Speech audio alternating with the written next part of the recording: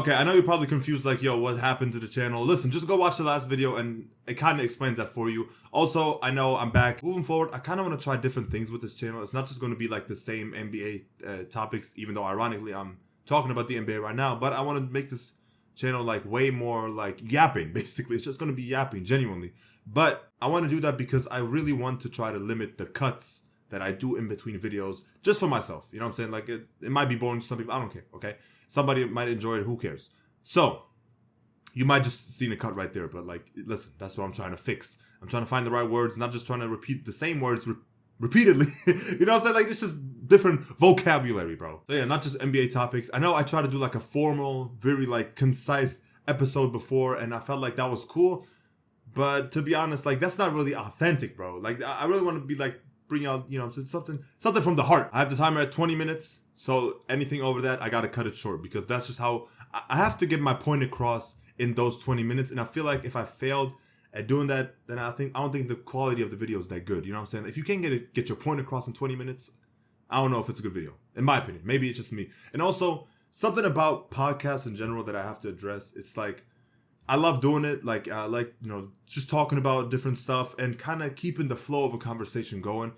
And that's why I started this channel, to be honest. Because, you know, I have the other channels where I, you know, play games, talk about the NBA, or just, like, watch regular season games or playoff games. Hey, listen, last year I reacted to every playoff game. Look it up. I promise. I know that might not be tough for somebody else, but, like, do you know how many games that is to edit this? Man, whatever, bro. I'm not trying to, why am I flexing? What the fuck am I talking about? Anyway, I started this channel because I like the idea of people having a conversation where you still get some valuable information out of it.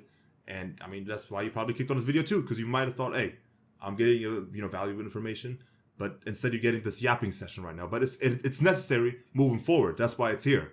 Now, let me tell you this. I feel like some podcasts, this is not, like, a shade nobody, but, like, when they ask questions, they, like, it kind of, like, it scratches, like, it's like that uncomfortable feeling when somebody, like, scratches their nails on a chalkboard. Because, like, they say sometimes, some people be like, the transition between topics, I hate that. Sometimes, like, the way they transition abruptly from a topic or not dive deeper into a specific topic, like, that's just kind of, like, where the flow of the conversation gets lost, in my opinion. And I don't like that. That's why, you know what I'm saying? That's why I didn't want to do the whole formal, you know, episodes with the podcast where I only write down stuff that I'm going to, you know, talk about instead of just freestyling. Where I feel like freestyling, you get more topics and potentially you might remember something that you were originally forgotten about just because you were just talking and just something might just pop up in your head, which is a good thing in my opinion. And I know different camera and stuff like this from the other stuff. Hey, listen, it's just improvement at this point. I probably need better lighting because it's so like noisy and grainy, but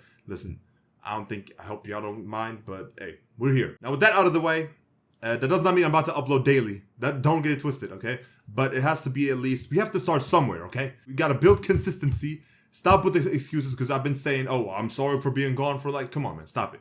I'm pretty sure you can go to the last video and be like, you can find the exact, just me being hypocritical, bro. Stop it. We got to stop being lazy. Just lock the fuck in, bro. That's what you got to do, bro. Let's finally address the topic that we're talking about, the MVP. Now, the reason why I want to do this video is because like Shea just dropped 54 points. I'm not the first one to have this opinion where it's like the MVP, the awards, they just need like a revamp. Because one MVP does not, you can't do that anymore in this league. I'm sorry, bro. When you have Nikola Jokic, who is his last 4 games by the time I'm recording this, he is putting up triple doubles 4 times in a row without playing in the fourth quarter. That is not normal, bro. You can't do that and not be like, oh, he's definitely the MVP. But then you have Shea right there putting up 54. And then there's Giannis, who's always getting better, but seems like he's always dropping in the MVP votes. I just don't understand. Because the way the league is set up right now, it's just so much, the parity, of course, you hear that every time. Like, even with the Boston Celtics, I don't think Jason Tatum, like, I'm sorry, this is no disrespect to Jason Tatum, I don't think he's a role player or anything like that, but if you take Jason Tatum out, of course they're going to take the Boston Celtics would not be as good, you know, as they are without Jason Tatum. But if you take him away, they're still a compatible team. That's how I feel like the MVP is. If you take him out of the game, the entire thing almost collapses, basically. But I don't think the Boston Celtics are like that, where if you take Jason Tatum away, you know what I'm saying? Like, they can still be very, very competitive. That's what I'm looking for, right? Now, for example, the Nuggets, right? When you take away Jokic, we all know the bench minutes are diabolical, right? And with that logic, you might be like, okay, well, why isn't Curry the MVP? Because if you take him out the game, bro, the Warriors are not that good, bro. I'm sorry. Like, they had a beautiful start, and I was so surprised that they had that start. And then, stuff started really. I don't know if people figured out how to guard Buddy Hield, or if the cycle really is just true. I don't understand it, bro. I just don't get it. But like, that's like my vague definition of MVP from like a couple of years ago until like I would say from 2019 forward. There's like so many like people who think that we have so many like robberies during the MVP race. I know some instances in the past where some people were like upset that somebody got robbed from MVP. I feel like that's been happening for the last couple of, I would say like 5 to 6 years. Somebody might say, oh, it might have started 2017 with Westbrook getting James Harden's MVP. Hold on, first of all, no, fuck no, okay? No. I'm not even entertaining that bullshit right now. I'm sorry. I know James Harden is averaging insane numbers. Shout out to James Harden. This is not a hate. Y'all know I love James Harden, even though, I'm saying, recent history, Clippers and shit. Anyway, that's besides the point. I'm just saying, like, I'm gonna give you your flowers, James Harden, because you got your MVP literally the year after that. And then James Harden thought he should have gotten it 2019. I'm not saying he should have gotten it 2017. I'm just saying, like, that's what the media was talking about, or just like the fans in general. 2019, run and dunk man, whatever, the whole little beef, whatever it was. But besides that, I don't think it has ever been this close. After Nikola Jokic's first MVP, that's when it really like kind of clicked and everybody's like, oh, hold on, are we having too many like MVP type of candidates where it's like the top 5? If you look at the top 5 MVP candidates, it's ridiculous, bro. Like, you don't even understand. It's getting to a point where we don't even appreciate the stats anymore. Oh yeah, Shea put up another 30. Oh yeah, whatever, bro. Like, what? I seen KG talk about that. LeBron, 40 years old, he's still posterizing people, bro. Like, that's why I think I made a video about this a couple of months ago where I feel like the greatness of the NBA has not been appreciated because you just been looking at the flaws. Oh, they're shooting too many threes, which is true. I seen the Boston Celtics play against the Warriors, brother. That was a 3-point shootout. I'm not even gonna lie to you. But like, still though, there's still some good things about this game. I watched the Orlando Magic play against the Nuggets. I seen Jokic go into the post and just create so many different plays with Westbrook and everybody else. Like, it's not just 3 points. I don't understand. If you think the entire game of today is just 3-pointers, you might be like 40% right. But like the other 60% is still, some good hoops. Or some bullshit, when they put up half-court shots. Or when the Kings, they just played against the Warriors. Like, I feel like there's just so much good stuff in the NBA where DeMar DeRozan is in the mid-range and he's working in that third quarter, bro. Go watch that third quarter. Don't watch the highlights. Go watch the third quarter and see how he was dismantling. He put up 19 points in the third quarter and it felt like 40. That's how it felt like. It was just, basically, it was like 80% from the mid-range. I'm pretty sure, I don't know the stats off the top of my head, but like, he probably shot like 1 or 2 threes. So that is amazing. And I know DeMar DeRozan was drafted earlier, but moving forward, the league might be shifting. I don't know how the league is going right now, but this is definitely the season where I've noticed it the most, that the threes are really like dominant right now. Even last season, it was present, but I feel like now it's like you notice it, bro. I didn't really notice it too much last year, but this year, bro, it's crazy. I don't know what you have to do to get MVP anymore. Like, I just don't understand it because the way they are playing, we got like at least 5 MVPs in this whole season. At least 5, bro. The way people are carrying their teams, like, I don't know. I know one award that definitely could get easily changed, bro. Most improved player is some bullshit, bro. Most improved player has been some bullshit for a couple of years. I don't know how the fuck Tyrese Maxey wanted. Like, shout out Tyrese Maxey. Of course, we knew he was going to be good. We knew it. Bro, come on, man. Somebody like Kobe White should have gotten it. I don't care if he was ass in the last couple of weeks. Like, bro, the regular season is 82 games. Not just the last couple of weeks where he was actually not good. But then when you look at the entire season, another thing about the rules, 65-game rules, there's so many people who are not in consideration anymore for All-NBA. I'm not a fan of that rule. I don't care what you tell me, bro. This rule will only lead to more injuries, so most players will not be able to get that All-NBA, like, teams. Like, they won't get that on their resume, and I hate that, because just imagine this, right? I already talked about this, like, last year, but it's still true. So when somebody is already missing 10 games, and we're in January now, right? And you can only miss like 7 or 8 more games until you cannot get that All-NBA award, which is very, very important to the contract. And I know they don't really need more money, but I'm just saying, like, from a player's perspective and from somebody who just wants to watch basketball, if I'm watching Franz Wagner, who's just injured right now, right? Let's say he missed 10 games and he's dealing with like a knee injury or something like that.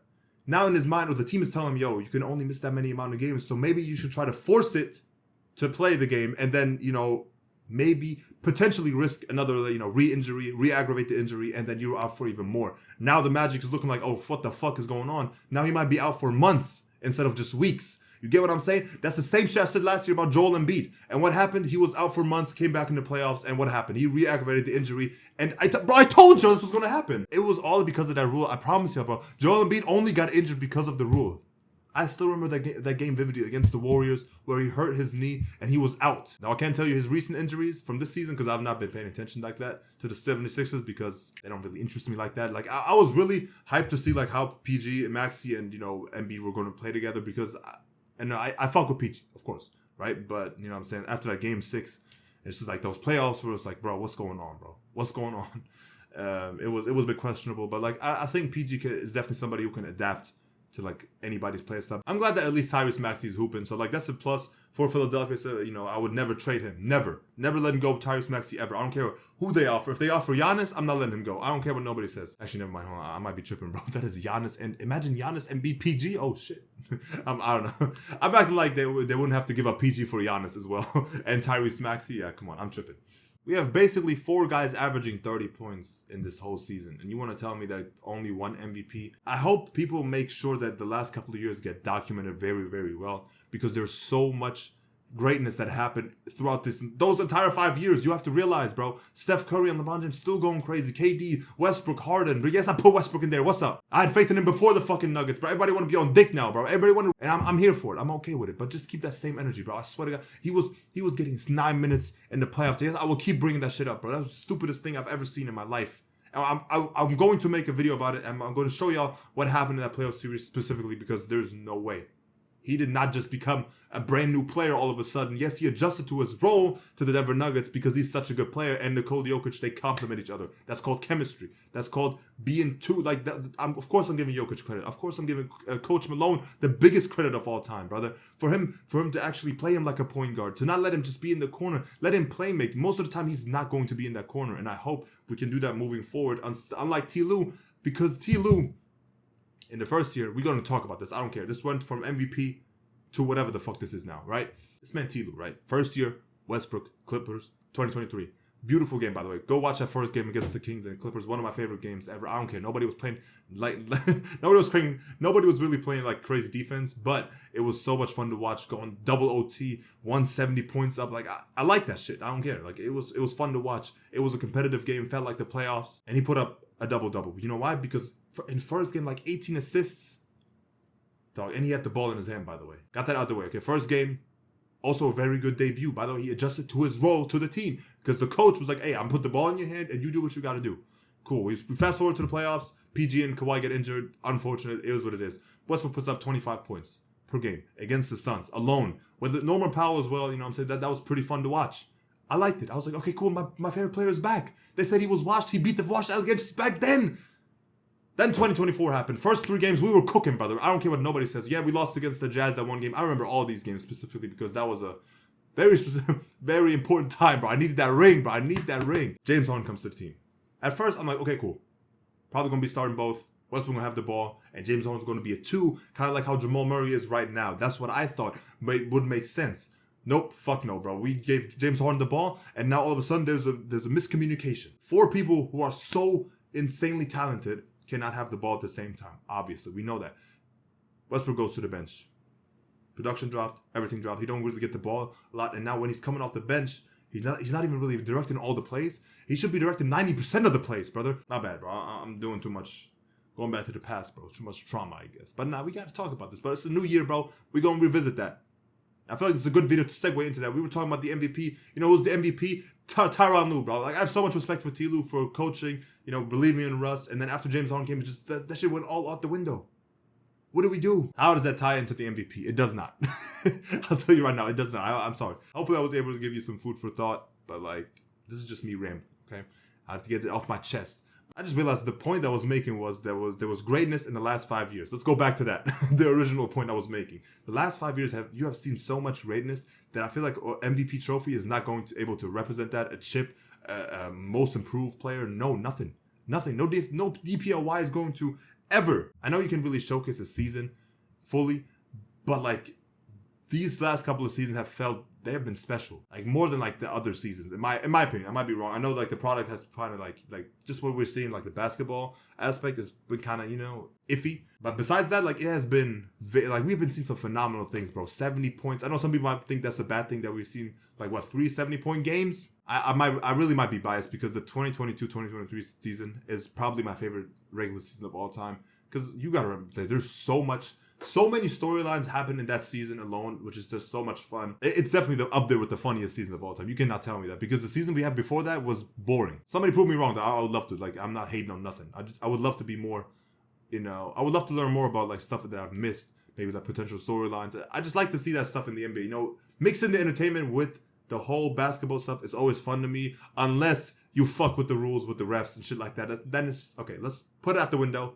and let's focus on the basketball stuff. So how do we fix the MVP? I just don't know, bro. Can we have like a second MVP? Maybe like a you should have won MVP. Nah, that's fucked up, bro. That would be like the second fiddle to MVP. Kind of like how they have the in-season tournament champion, where it's like people don't really take that too serious now, but maybe in the future they will. I hope they do, because I love that tournament so much. Even though this year the finale was kind of like last year we had some pretty close games if you really look at it. But hey, I'm glad that it's still kind of competitive a little bit. Gives you, I'm saying, a reason to watch in November and December, especially where it's that time of the season. And now we're in January, which is like, okay, we're just waiting for the All-Star break, and then everything else is just like, okay, this is where the real shit starts. Regardless, do not just focus on stats.